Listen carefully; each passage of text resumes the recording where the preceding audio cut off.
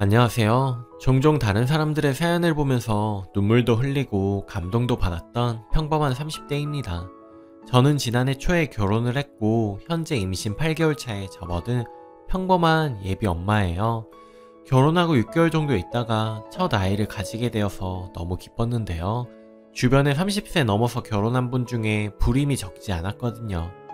그런데 시댁 시어머니와 시누이가 굉장히 황당하게 나오더라고요.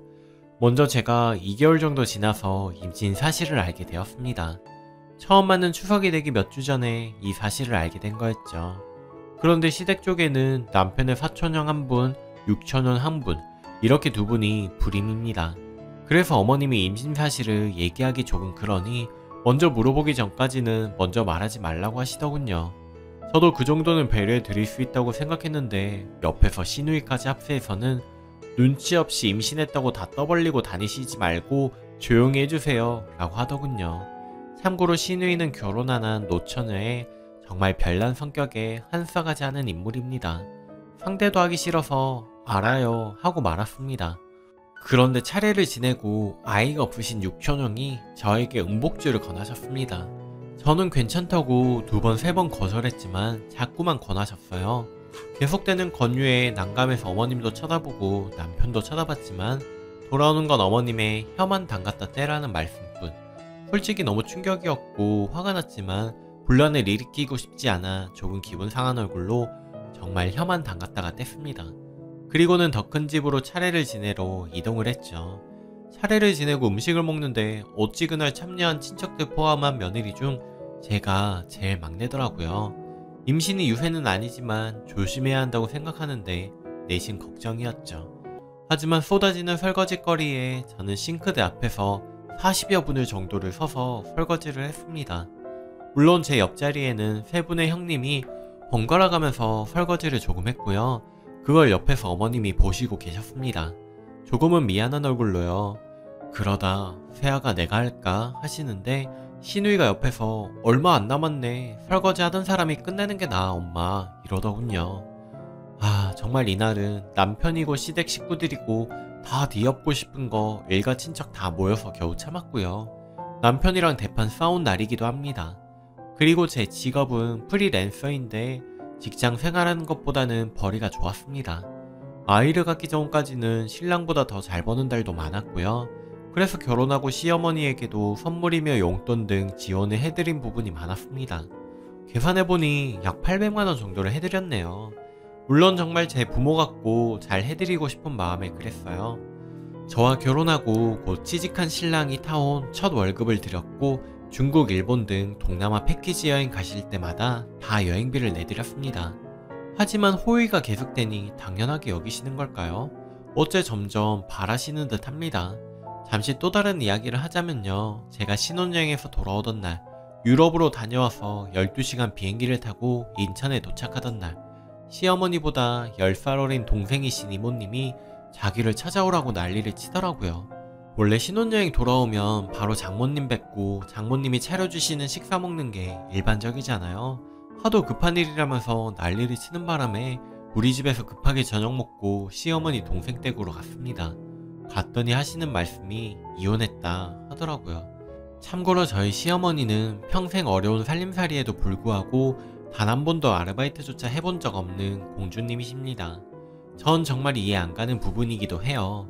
부모라면 집안이 어려울 때 자식을 위해서 슈퍼 아르바이트, 가사 도우미 아르바이트 등 다 할 수 있을 것 같은데 저희 시어머니는 돈이 없어 굶어 죽으면 죽었지 자기가 돈을 번 적이 단 한 번도 없다고 하더라고요.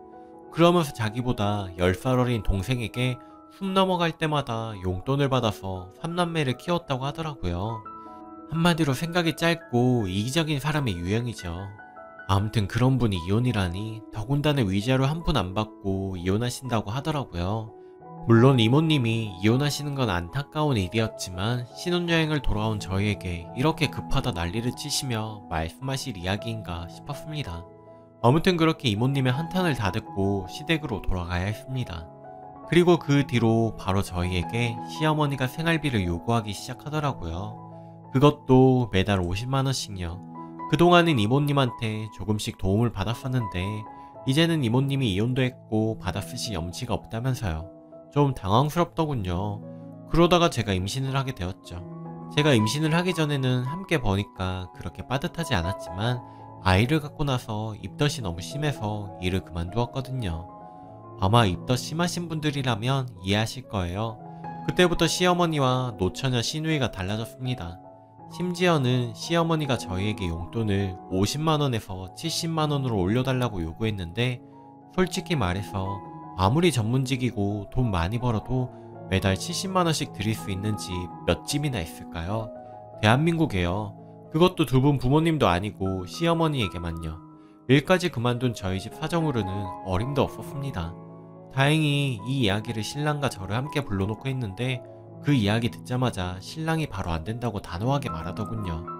저희 전셋집 얻으면서 빚도 생겼는데 제가 일을 못해서 빚이 늘어나는 상황이고 이자만 40만원 정도 내고 살고 있는데 어떻게 70씩 드릴 수가 있느냐고요. 그랬더니 며칠 후 시누이가 새벽 2시에 신랑에게 전화를 해서 왜 애를 가져서 나를 곤란하게 만들어? 돈이나 벌면서 엄마 생활비 보탤 새언니가 갑자기 임신해서 짜증난다 라고 하더군요. 시누이는 자기 친엄마가 그렇게 고생하면서 자기를 키웠는데도 평생 20만원씩 용돈 2번 드린 게 전부인 사람입니다. 하는 말투며 행동이며 어떤 때 보면 정말 폐륜하거든요. 아무리 제 부모에게 받은 것이 없다 무시한다고 해도 그럴 수가 있을까요?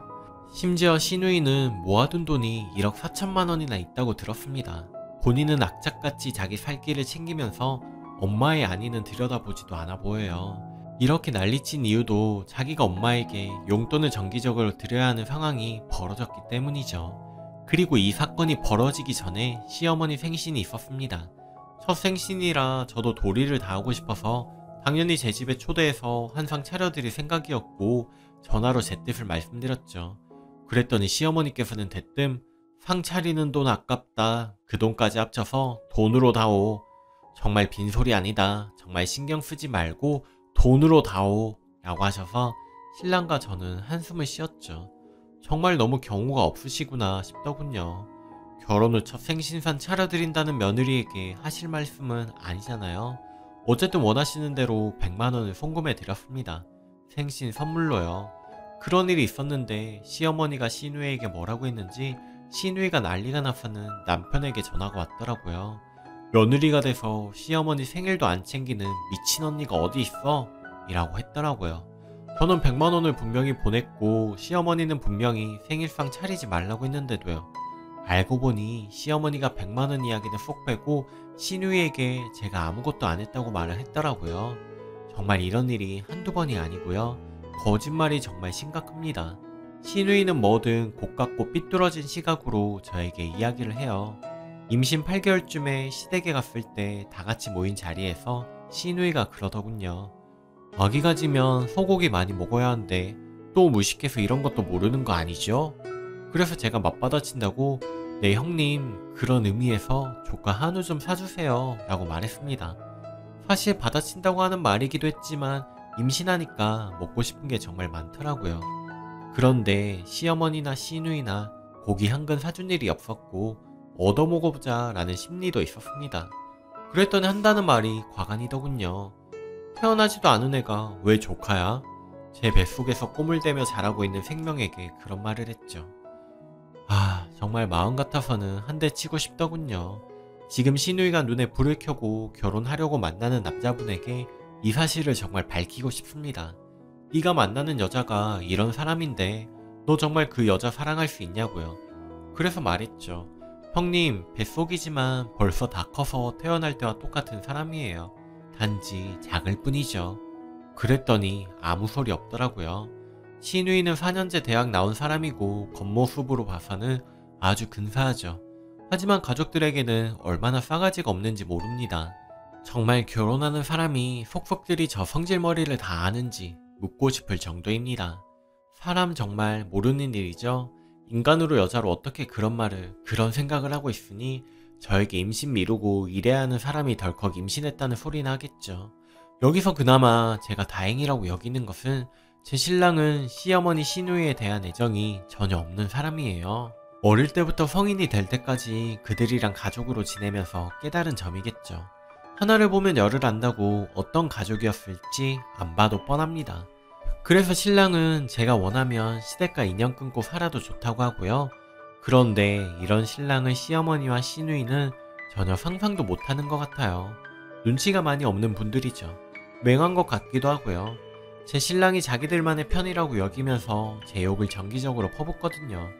대체 아들에게 며느리 흉을 왜 보는 걸까요? 만약 아들이 며느리를 미워하게 되면 본인들한테 콩고물이라도 떨어진다고 생각하는 걸까요? 그래서 2달째 시댁과 연락 안 하고 지낸 적도 있습니다. 그러다가 구정이 다가왔어요.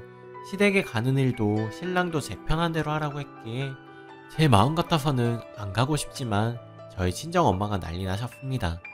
그래도 명절에는 찾아가야지 그러는 거 아니라고 하셔서 마지막 시댁에 주는 기회다 생각하고 찾아뵈었죠. 그때도 또 두 사람이 제 심기를 건드리면 정말 인연을 끊더라도 어쩔 수 없다는 생각으로요. 갔더니 두 사람이 도끼 눈을 뜨고 싸늘하게 절 보더라고요. 아직 아이 보기도 바쁜데 저에게 이것저것 시키기 바쁘신 시어머니를 보니 또 우라가 치밀더라고요. 그러면서 명절에 장 본 게 얼마고 돈이 많이 들었고 그런 이야기를 안부 묻는 것보다 더 먼저 하시더군요. 시누이는 여태 연락도 안 하고 뭐하고 살다가 명절 음식 얻어가려고 왔냐면서 이야기를 하는데 정말 좋은 마음으로 갔던 제가 바보 같아서 폭발했습니다. 두 사람에게 사정없이 그동안 쌓였던 것을 말해버렸네요. 너무 흥분해서 두서없이 말하긴 했습니다. 우선 시어머니에게는 당신이 원하는 며느리의 자세를 못 보여 유감스럽다. 하지만 난 당신 마음에 들려고 시집 온 사람이 아니다. 당신께서 신랑 시누이에게 나에 대해 한 이야기를 듣고 나서 많은 생각을 했다. 결혼 후 용돈 50만원 이외에 쓴 돈이 800만원인데 당신 주위 며느리들은 다 그 정도는 기본으로 하고 사는 모양인데 역시 유감이다. 나는 그게 최선인 줄 알았지만 아니더라. 앞으로 나에게 돈 이야기는 안 하셨으면 좋겠다. 다음 시누이에게는 내가 며느리 노릇한 게 하나도 없다고 했다면서 그런데 내가 알기로는 이 집안에서 너만큼 인간 노릇 못하는 사람 없는 걸로 안다. 네 엄마에게 여태 20만원씩 2번밖에 안 줬다고 네 엄마가 나에게 흉보더라. 또 노트북 필요하다고 하는데도 못 들은 척 했다면서 그거 내가 사드렸다 50만원 주고 이래도 내가 도리를 안 했다고 할 거니? 너희 엄마도 네가 잘 안 챙기는데 어떻게 나한테만 도리를 운운하는지 양심은 있나 싶다. 앞으로 우리에게 대접받고 싶다면 똑바로 살아. 그리고 네가 결혼하려고 하는 남자 시댁의 내 임신에 대해 네가 한 이야기 해도 되니? 상견례 때 꼭 불러라. 너에게 대해서 낱낱이 이야기해 줄 테니. 대충 이렇게 이야기한 것 같습니다. 당연히 난리가 났죠. 저를 죽이겠다는 이야기까지 나왔고 남편은 제가 너무 소리를 질러서 말리다가 팔까지 끓겼네요. 지금 생각하면 아이가 자고 있어서 얼마나 다행이었나 몰라요. 자고 있는 아이 들쳐업고 나와버렸습니다. 그렇게 시어머니와 시누이한테 독설 문자도 받았지만 무시했습니다. 최근 더 기가 막힌 것은 시어머니는 말도 없이 저희 아파트에서 걸어서 10분 거리로 이사를 오셨습니다. 어이없죠?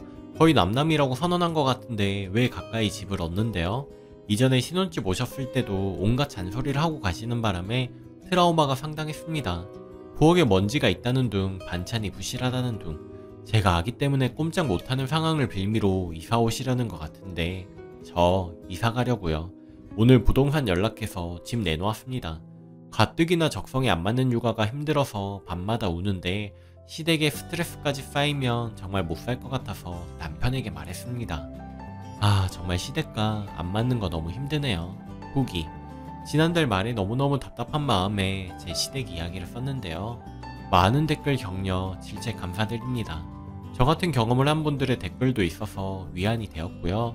실은 제 주변 친구들은 다 시댁이 좋은 편이라서 친한 친구 사이라도 어느 순간부터는 창피해서 시댁 이야기를 못 꺼내고 살게 되었거든요. 아무튼 앞으로 저는 돈 쓰고 욕먹는 일 하지 않고 살겠습니다. 일명 호구라고 하죠. 저 그렇게 안 살고 정말 나쁜 여자 소리 듣고 나쁜 며느리같이 살랍니다. 다만 제 가정, 제 친정, 제 주변 지인들과는 지내던 대로 화목하게 지내려고요. 제 선택과 제 결정을 믿고 따르겠다는 신랑에게 너무 감사할 따름입니다. 인생은 완벽할 수도 없다는 걸 32살에야 깨달은 저도 정말 한심하죠. 지금부터라도 좋은 생각, 좋은 일이 세상에 더 많다는 것을 깨닫고 다시 한번 완벽한 인생이 있을 수도 존재할 수도 없다는 것을 되새기며 저처럼 시댁 관련 억장 무너지시는 모든 분들 힘내시길 바랍니다. 저는 예고했던 대로 시댁으로부터 아주 멀리 이사를 했고요. 이사 사실을 알게 되신 시어머니가 남편한테 전화를 해서 대성통곡을 하셨다 하더라고요. 남편도 결혼 후에 계속해서 징징대는 시어머니에 많이 지쳐서 화도 내고 달래도 보는 상태인데, 앞으로는 나한테만 연락하셔라, 며느리에게는 연락하지 말라고 했다고 하네요. 앞으로 명절 때도 혼자만 가기로 했습니다. 저도 미안해서 명절에는 친정에 저 혼자 가기로 했고요. 그리고 신복 고약한 시누이 소식인데요. 파혼했다고 하네요. 상견례 갔다가 남자 쪽 집에서 무리하게 예단을 요구했다고 박차고 나왔대요. 참 우습네요. 제가 결혼할 때는 자기는 무조건 명품 가방 해줘야 한다고 했던 시누이였는데 말이죠. 아무튼 그동안 제 이야기 들어주신 분들 모두 정말 감사했습니다. 복 많이 받으세요. 댓글입니다. 말이 안 통하는 사람들에게 왜 말로 하려고 하세요? 행동으로 해야죠. 당장 용돈부터 끊으시고 전화 수신 거부, 스팸 처리하세요. 찾아오시면 남편 들이밀고요. 아무리 부모라도 수용 가능한 범위가 있지. 시누이도 지네 엄마 안 챙기는데 며느리가 왜 챙겨요? 시누이가 난리치면 저희는 형님이 도우시는 만큼만 도울게요. 그래요. 별 미친놈 같은 집구석을 다 보겠네. 그리고 남편이 처신은 잘하는데 본인이 왜 그동안 돈을 퍼붓고 살면서 왜 힘들어합니까?